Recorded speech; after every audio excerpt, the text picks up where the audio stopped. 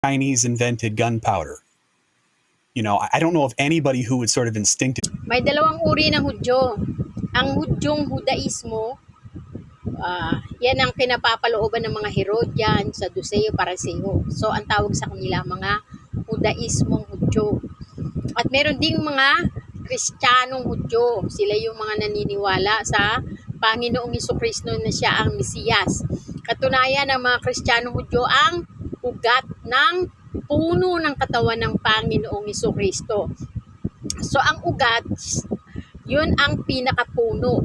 Okay?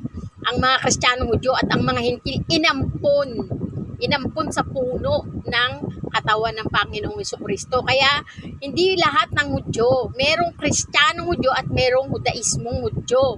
Yun ang masasama ang mga Hudaismong Hudyo. Pero ang mga Kristiyanong Hudyo, sila ang puno sa katawan ng Panginoon.